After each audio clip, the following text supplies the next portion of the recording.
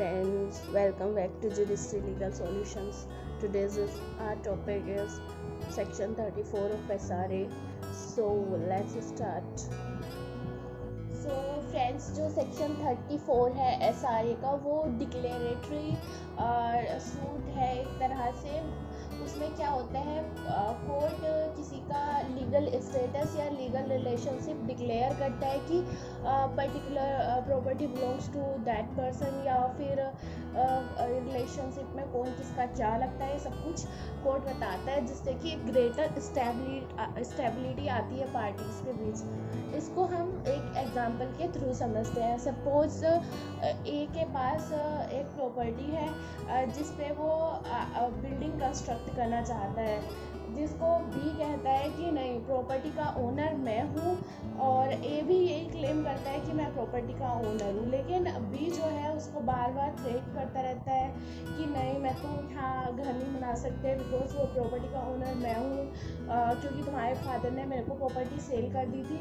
जबकि ए ये नहीं मानता, तो ए क्या करता है, बी पे सेक्शन 34 का डिक्लेरेटरी सूट फाइल कर देता है और कहता है कि प्लीज़ डिक्लेयर कि ये प्रॉपर्टी मेरी है, आई एम द ओनर, जिससे कि मैं इस पे अपना घर कंस्ट्रक्ट कर सकूं। क्योंकि जब तक अनसर्टेनिटी रहेगी तब तक मैं कोई भी इम्प्रूवमेंट नहीं कर सकता प्रॉपर्टी में। सब्जेक्ट मैटर जो है डिस्प्यूट का, वो प्रॉपर्टी है, उसमें हम कोई भी इम्प्रूवमेंट नहीं कर सकते जब तक कि घर ये स्टेबिलिटी नहीं आ जाती है कि जो प्रॉपर्टी है वो बिलोंग्स टू मी। बिकॉज अगर ए कंस्ट्रक्ट कर लेता है हाउस और लेटर ऑन पता चलता है कि ओनर, एक्चुअल ओनर बी ही है, या फिर बी ए को डिस्पोजेस कर देता है, तो ए को लॉस हो सकता है। ठीक है। और जो रिलेशनशिप वाला है उसको हम सेकंड वन एग्जांपल के थ्रू समझ सकते हैं। सपोज एच है, उसकी जो शादी हो रही है W1 से, और W आके क्लेम करती है कि एच इज़ माई हस्बैंड, लेकिन एच डिनाई करता है, और W1 इस वजह से एच से शादी करने के लिए रेडी नहीं होती है, बिकॉज वो सोचती है मे बी एच, W जो है वो एच की वाइफ हो सकती है। तो यहाँ पर एच जो है सूट करेगा W पे under section 34 for the declaration of relationship. वो ये रिलेशनशिप डिक्लेयर करवाएगा कि she is not my wife, जिससे कि ये W के मन में जो अनसर्टेनिटी है, W1 के मन में जो अनसर्टेनिटी है regarding relationship of H and W, वो ख़त्म हो जाए और वो लोग शादी कर सकें। जो डिक्लेरेटरी सूट होते हैं सेक्शन 34 के, उसका मेन पर्पस यही होता है कि ग्रेटर स्टेबिलिटी आए स्टेटस, लीगल स्टेटस या लीगल रिलेशनशिप में, और जो भी अनसर्टेनिटीज़ हैं वो रिमूव की जा सके। हमने SRA स्टार्ट किया था तभी हमने ये समझ लिया था, जो डिग्री पास होती है अंडर SRA, वो डिग्री जो होती है वो इन पर्सोनम होती है, इन रैम नहीं होती है। इन पर्सोनम क्या होता है? इन पर्सोनम ये होता है कि जो सेक्शन 34 है उसकी जो डिक्री होगी वो बाइंडिंग होगी बिटवीन दी पार्टीज ओनली, या फिर उनके एलार्स पे, एलार्स मतलब लीगल रिप्रेजेंटेटिव्स पे। और जो थर्ड पर्सन है वो एक बेटर टाइटल अप्रूव करके अपने फेवर में डिग्री ले सकता है। इसको हम एक एग्जांपल के थ्रू समझते हैं। सपोज ए और बी में प्रॉपर्टी का सूट हुआ था, जिसमें ए जो था उसके फेवर में डिक्लेरेटरी डिग्री आ जाती है कि ए जो है वो प्रॉपर्टी का ओनर है, क्योंकि उसको इंटेस्टेड सक्सेशन मिला है अपने फादर से, तो वो अपनी बिल्डिंग कंस्ट्रक्ट कर सकता है बी के अगेंस्ट। बी की जो सेल डीड है उसको कोर्ट कहता है कि ये वैलिड नहीं है, ये जो है फोर्जरी की हुई है। और सपोज लेटर ऑन सी जो है उसको एक विल मिलती है जो कि ए के फादर ने सी के फेवर में बनाई है। यहाँ पर सी जो है वो बेटर टाइटल रखता है ए से, क्योंकि अगर जो सक्सेशन टेस्टामेंट्री हो गया है तो वो इंटेस्टेड सक्सेशन को ओवरराइड कर देगा। यहाँ पर प्रॉपर्टी ए को ना जाके सी को जाएगी। तो लेटर ऑन सी जो है वो सूट फाइल करके बेटर टाइटल प्रूव करके अपने फेवर में डिग्री ले सकता है, क्योंकि ये डिग्री इन पर्सोनम है, पर्सन्स पर ही बाइंडिंग है। पहले जो केस सूट था वो ए एंड बी के बिटवीन था, तो सी को बाइंड नहीं करेगा, ये डिग्री इन रेम नहीं है। जब हम बेयर एक्ट पढ़ते हैं तो उसके जो सेक्शन 34 है उसके एसेंशियल इंग्रेडिएंट्स हमें देखने को मिलते हैं कि जो पर्सन है जो सूट करना चाहता है अंडर सेक्शन 34 ऑफ पेसारे, वो एंटाइटल्ड होना चाहिए किसी भी लीगल कैरेक्टर के लिए।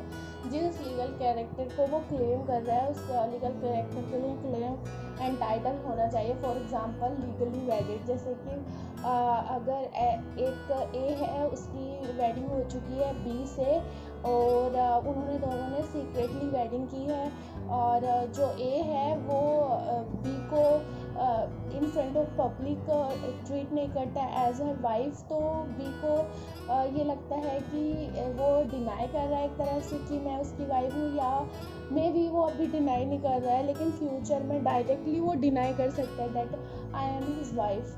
तो यहाँ पर वो लीगल कैरेक्टर के लिए entitled because she is her wife, तो बिकॉज वो लीगली वेडेड है। इस तरह का कोई भी एग्जांपल यहाँ पे आ सकता है। अगर वो लीगल कैरेक्टर के लिए एंटाइटल्ड है तो वो क्लेम कर सकते हैं फॉर डिक्लेरेशन अंडर सेक्शन 34, या फिर किसी और राइट के लिए जैसे कि प्रॉपर्टी वगैरह से रिलेटेड हो तो भी क्लेम कर सकते हैं। और वो सूट किसके अगेंस्ट किया जाएगा? सूट उस पर्सन के अगेंस्ट किया जाएगा जो डिनाई कर रहा है या फिर इंटरेस्टेड टू डिनाई है। इन दोनों में से कोई एक चीज़ होना ज़रूरी है, ये नहीं कि आप प्री मैच्योर सूट फाइल कर दें। फॉर एग्ज़ाम्पल अगर आप देखते हैं ए और बी की वेडिंग हो गई है और ए और बी हैप्पीली मैरिड है, ए जो है वो अच्छे से ट्रीट भी करता है बी को और सबके सामने एक्सेप्ट भी करते हैं that she is my wife, फिर भी एक बिना मतलब का बी के दिमाग में एक फ्यूचर का डर रहता है, जबकि ऐसा कुछ नहीं है कि वो डिनाई कर रहा है, ऐसा लगता भी नहीं है उसके एक्ट से कि वो डिनाई कर सकता है that she is my legally wedded wife, still she claim for declaration, तो ये सूट वो फाइल नहीं कर सकती। या तो जिस पर्सन के अगेंस्ट सूट किया जा रहा है वो डिनाई करना चाहिए या फिर इंटरेस्टेड टू डिनाई होना चाहिए। और जो प्लेंटिफ है वो उसके लिए ज़रूरी नहीं है कि वो डिक्लेरेशन के साथ साथ कोई और फर्दर रिलीफ भी क्लेम करे। ओके, सेक्शन 34 एसआरए की जो पॉलिसी है वो है strengthen and stabilise legal status और लीगल रिलेशनशिप। इससे क्या होगा कि एक बार स्टेबिलिटी आ जाएगी लीगल स्टेटस या लीगल रिलेशनशिप में, तो उससे पर्सन अपनी जो रिलेशनशिप या जो स्टेटस में उसमें चेंजेस कर सकता है। जैसे अगर वो मैरिड है फर्दर कोई और रिलेशनशिप क्रिएट कर सकता है, या फिर वो अनमैरिड है तो किसी और से मैरिज कर सकता है, या फिर अगर प्रॉपर्टी बिलोंग्स टू हिम तो वो कंस्ट्रक्शन करा सकता है। इस तरह से डिक्लेरेशन के बाद पर्सन जो है वो अपने जो भी सब्जेक्ट मैटर है सूट का, डिस्प्यूट का, जिस चीज़ पर लड़ाई हो रही है या कोई स्टेटस या लीगल रिलेशनशिप, उसमें चेंजेस या इम्प्रूवमेंट कर सकता है। सेक्शन 34 जो है एंटाइटलमेंट की बात करता है, तो जो एंटाइटलमेंट है वो प्रेजेंट एंटाइटलमेंट होना चाहिए, ये नहीं कि फ्यूचर में कभी होने वाले एंटाइटलमेंट को आप अभी क्लेम कर लो। ओके, और कंटिन्यू करना चाहिए entitlement till the passing of degree. इसको हम एग्जांपल के थ्रू समझते हैं। सपोज ए जो है वो बी को लाइफ इंटरेस्ट ट्रांसफ़र करता है और सी को आफ्टर बी's डेथ ओनरशिप ट्रांसफ़र करता है। तो अभी बी की डेथ नहीं हुई है, सी जो है ये डिक्लेरेशन मांगता है, ये डिक्लेरेशन मांगता है कि मैं जो हूँ रिवर्सनर हूँ प्रॉपर्टी का, मुझे रिवर्सनर डिक्लेयर करो इस प्रॉपर्टी पे। तो ये जो है ये सी का जो क्लेम किया हुआ डिक्लेरेशन है ये प्री मैच्योर डिक्लेरेशन है, ये कोर्ट ग्रांट नहीं कर सकती, क्योंकि सी जो है वो रिवर्सनर बनेगा ओनली अगर बी की डेथ हो गई है या बी की डेथ का लीगल फिक्शन क्रिएट हो चुका है।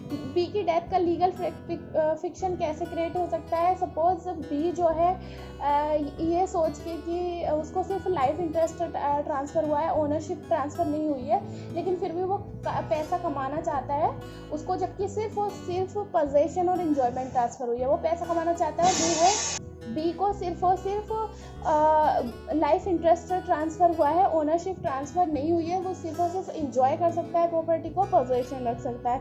लेकिन बी जो है लालच में आ जाता है और पैसे कमाना चाहता है, इसलिए डी को ट्रांसफ़र कर देता है प्रॉपर्टी को। तो यहाँ पर जैसे ही बी जो है डी को ट्रांसफ़र करता है प्रॉपर्टी को, तो यहाँ पर ये लीगल फिक्शन क्रिएट हो जाएगा कि बी की डेथ हो चुकी है और आफ्टर बीज डेथ जिसको भी प्रॉपर्टी मिलने वाली है उसका टाइटल डिक्लेयर किया जाए।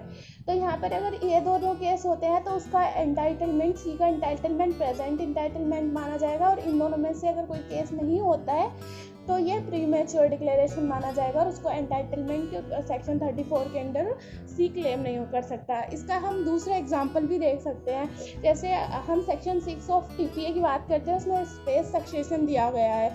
सपोज ए है, वो एक मतलब उसके फादर है बी, और जो उसके फादर जो बी है वो उसको लगता है कि मतलब बी की डेथ के बाद, मतलब मेरे फादर के डेथ के बाद प्रॉपर्टी मेरे को ही तो मिलने वाली है, और वो जो है वो प्रॉपर्टी को ये डिक्लेयर कराना चाहता है कि आई एम द ओनर। तो यहाँ पर कोर्ट जो है कहेगा कि ये स्पेस सक्सेशन है, इसमें मैं आपको ओनर डिक्लेयर नहीं कर सकता, ऑल्दो आफ्टर बीज डेथ, तुम्हारे फादर की डेथ के बाद तुम ही ओनर बनने वाले हो, स्टिल आपको ओनर नहीं डिक्लेयर किया जा सकता, क्योंकि ये हो सकता है कि आपके फादर विल करके फिर उनकी डेथ हो या कोई और वजह हो जाए, इसलिए ये सिर्फ एक स्पेस सक्सेशन है।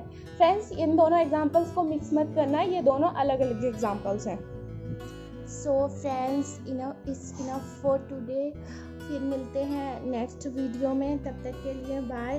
Please share and subscribe and like my videos and let me know in the comment section below about your interest। आप लोग share and like and comment जरूर करें फ्रेंड्स, एंड सब्सक्राइब करें, क्योंकि आप लोग के शेयर, सब्सक्राइब एंड लाइक से मेरे को मोटिवेशन मिलता है फर्दर ऑन अच्छी वीडियोस बनाने के लिए। बहुत मेहनत लगती है एक वीडियो में, मेरी मेहनत का यही फ्रूट होता है कि आप लोग शेयर एंड सब्सक्राइब करें। Okay, bye.